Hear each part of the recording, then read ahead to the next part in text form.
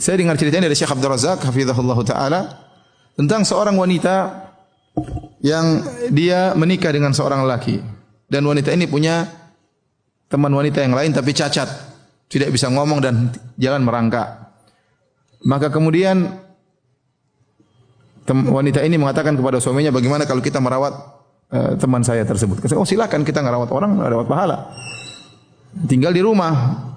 Akhirnya suaminya merasa risih, gimana dia tinggal di rumah bersama kita sementara dia bukan mahram saya.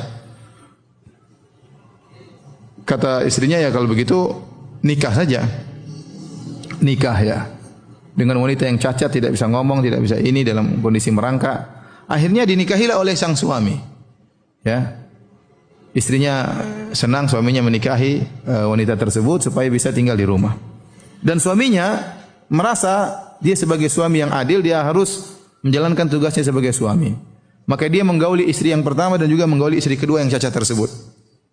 Ya, dari fisik mungkin tidak menarik, tapi dia tahu wanita ini juga punya syahwat, ya harus dipenuhi ya, hasratnya. Maka dia gauli dua-duanya. Qadarullah ternyata istri pertamanya itu yang baik tadi ternyata mandul, tidak punya anak. Tidak punya anak. Ya.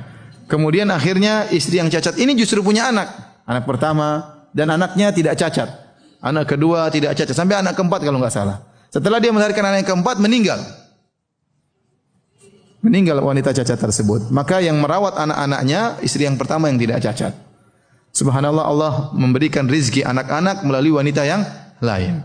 Setelah anak-anak ini besar, anak-anak ini kata Syekh Abdul Razak kalau enggak salah di Jeddah, rebut-rebutan untuk melayani ibu mereka yang bukan ibu kandung ini.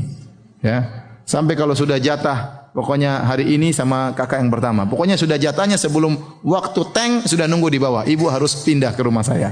Jadi mereka bagi-bagi tugas. Hari ini sama kakak pertama, hari ini sampai hari ini kakak kedua, hari ini sampai saudara ketiga dan seterusnya. Ya. Ini yang kita ingin.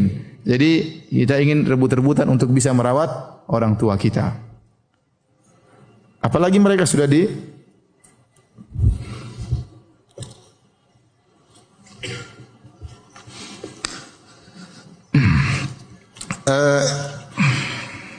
hadirin dan hadirat yang dirahmati oleh Subhanahu wa taala.